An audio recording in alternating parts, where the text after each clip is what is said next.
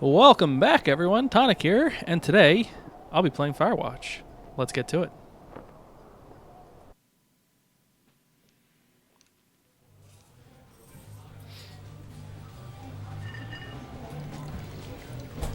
Campo Santo.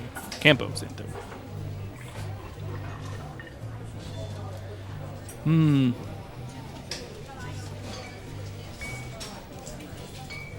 I going to be in a bar? Boulder, Colorado. 75. I didn't realize this game was that took place that. I see Julia.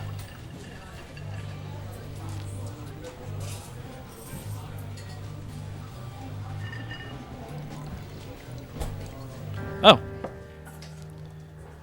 She's about your age, late 20s, laughing with well-dressed professors and grad students from nearby CU Boulder. You, Henry, are drinking out with your pals. You approach her. You are drunk. So what's your major? You slur the word major, and it smells like course. You give an awkward smile. Evolutionary biology, she says. And I'm a professor. Cool, you reply. What's yours? She asks. She sniffs the air. Toxicology? Was that a burn, you ask? She said definitely. Worried she hurt your feelings, she asked you if you want to split a cheeseburger. 1 week later, you are Julia's boyfriend. Well, that's nice to know. Oh, look. It's me. So apparently you can kind of shape what kind of person Henry is.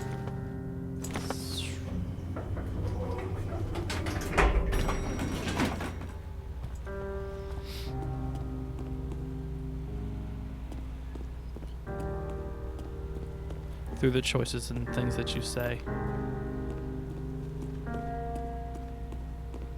But you're like, well, I'll just let the game go. I was really looking forward to this because the visuals are like crazy good looking. How do I?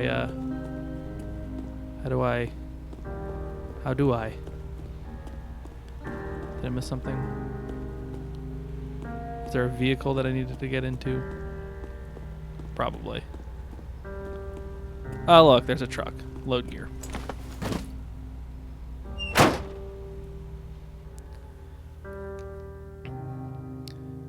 You date her for over a year.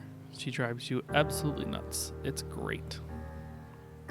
You move in, you share an apartment near the school with a view of the mountains. You two drink beers out on the deck.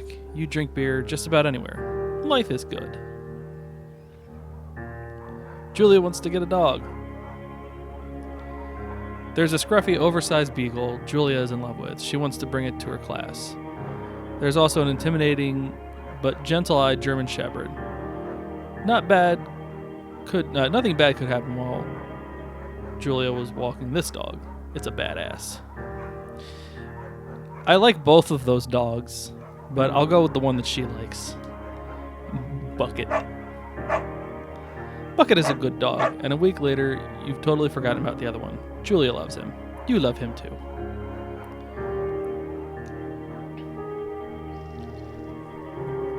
You talk on the deck. It's summer, 9:30 p.m., and the heat still radiates off the high desert. What do you think about kids? She asks. Kids? They're not very smart, or good at much. Are you saying if you and I have some... I'm saying if you and I have some, a couple idiots. A couple little idiots.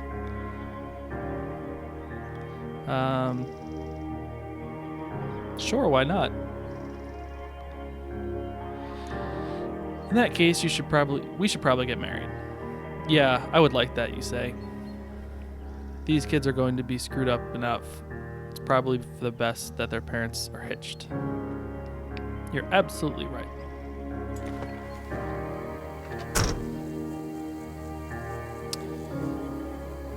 Oh, I think this is like present day. And he's just like reminiscing. Alright, where's my tower? I guess I'll take the trail.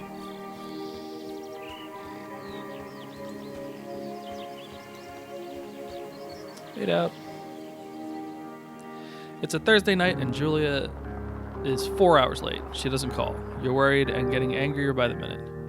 She walks in after you've gone to bed. She's not quite drunk, but she's clearly been having a fun time. You fight when she gets between the sheets.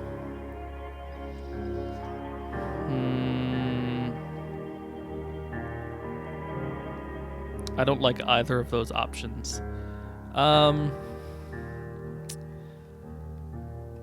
Ignore? You don't touch the sheets. You don't touch each other all night. The next day, you feel guilty for being so angry and ask her about her evening. She said, "It was great." You hold on to a tiny pill of resentment. You make some coffee and go to work. Julia still likes to draw. She draws, 1981, geez. She draws plants for her research. She draws all the places you go. She draws you. Frolic like a Victoria's Secret model. Very nice.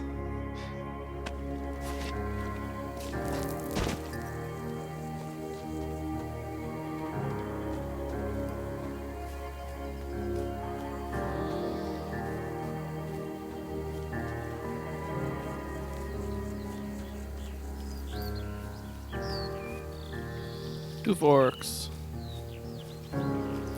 Spacebar to climb over obstructions. Ooh, man, that is just gorgeous. 1982. During the summers, you and Julia enjoy walking bucket at night. There's a festival in town. It brings in folks from faraway places. One of them tries to mug you with a knife. Buck gets kicked. Oh god, the dog. Julia yells, flustered, and trouble speaking when she's stressed. You confront the attacker. He kicked my dog. I'm gonna beat his goddamn face in. Your arm gets cut up a bit, but you beat the guy to a pulp. You don't feel very tough.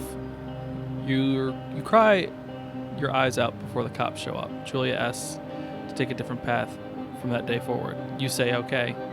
You don't want to go that way either. From then on, you walk by the river. 1984. Plans to have kids get waylaid by work.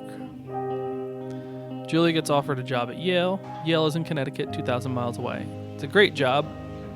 Associate department chair. Not bad. She wants to move. You absolutely do not.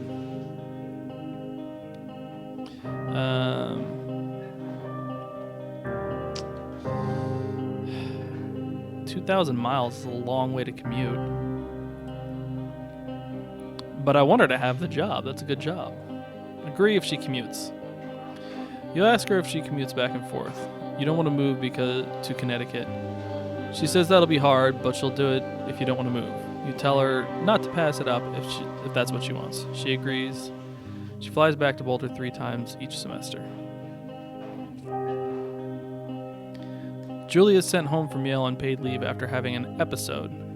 She lost it on a colleague for borrowing books that were important for her research. She didn't remember she had happily loaned them to him just 2 days prior. Julia's found her crying in the stairwell. You say that maybe you guys should talk to someone about it. You make macaroni and drink wine and forget about it. No, I want her to talk about it. That's kind of important. After seeing multiple doctors and having many tests, they worry that Julia might be suffering from early onset dementia. She's 41. Oh, Jesus. You both decide to keep it a secret for now.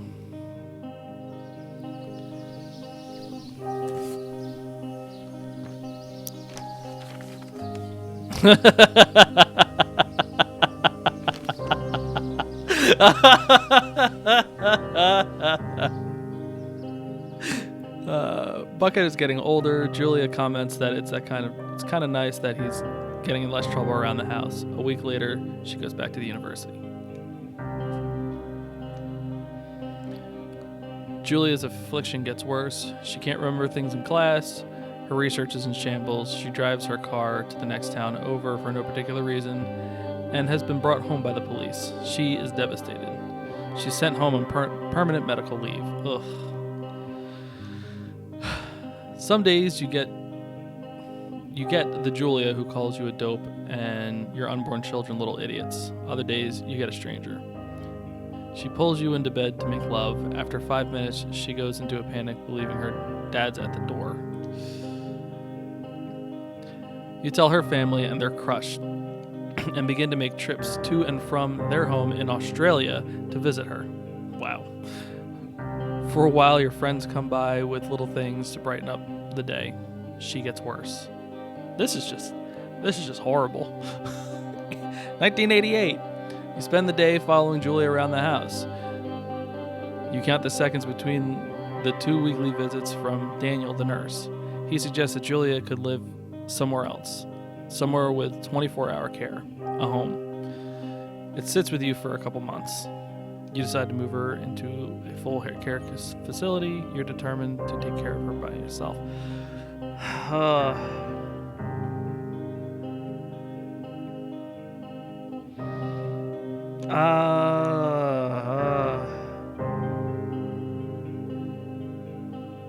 Taking care of someone like that is a full-time job.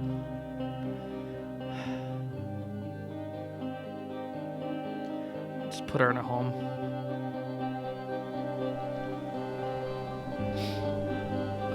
I don't like that. These decisions are rough.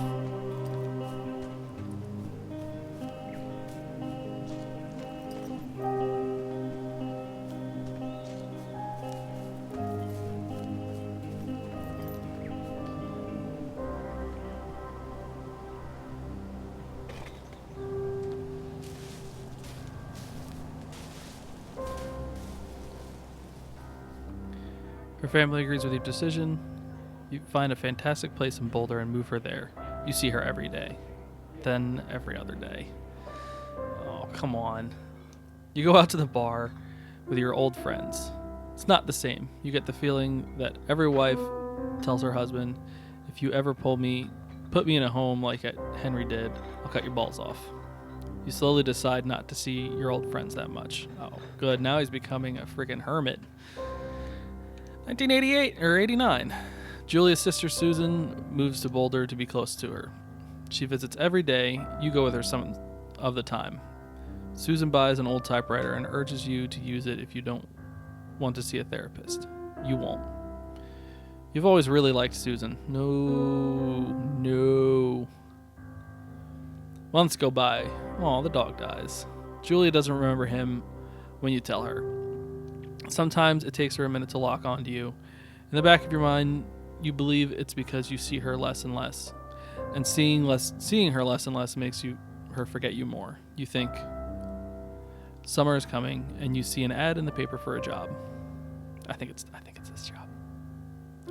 You take it. I think this is the job.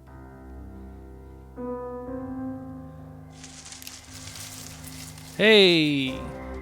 Enter the lookout tower.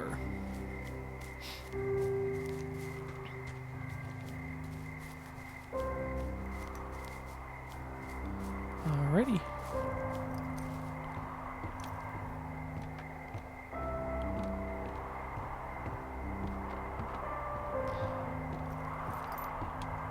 So that's, I think the story is him struggling with the fact that he's losing his wife in some fashion. From what I've heard, I don't know if it can play out differently depending on how, like, if she gets dementia or not, or if you leave her or whatnot. But I think it does play out differently how you answer the questions that you were given. No power. Oh, generator switch. There you go. Hey, and we got power. Hello, Two Forks Tower. Hello.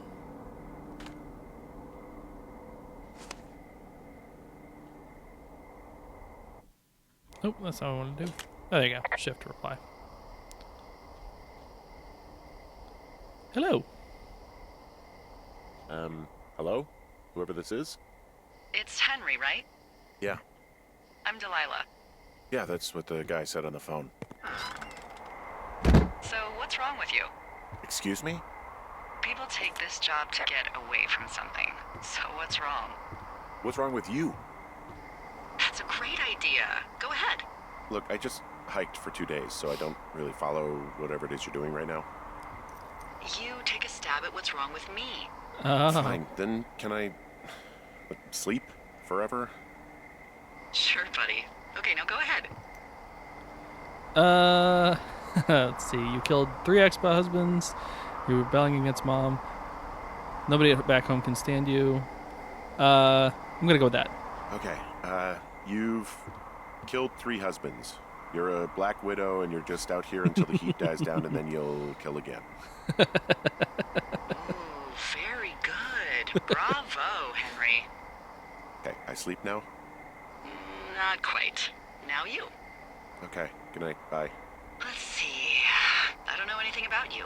I say you got fired from your job and have finally decided to write your novel. That's the sort of bullshit reason you'll find a man out in the woods.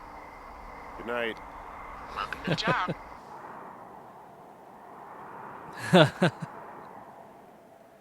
Day 1. Typing. Good morning, Henry. Well, I guess good afternoon. You probably slept like a rock. Anyway, there's still a few hours of daylight to get some work in. I can see you at your desk, so call me when you're ready. Okay, well, looks like we're going to be off to a emotional start. So I'm going to call it here for this episode. Thanks, guys, for tuning in. Oh, boy. This is probably going to be some feelsy stuff going on here. So you can click up in the corner for my last video. You can click in here for all the rest of my videos. And we'll pick this up in the next video. So until then, see you guys later.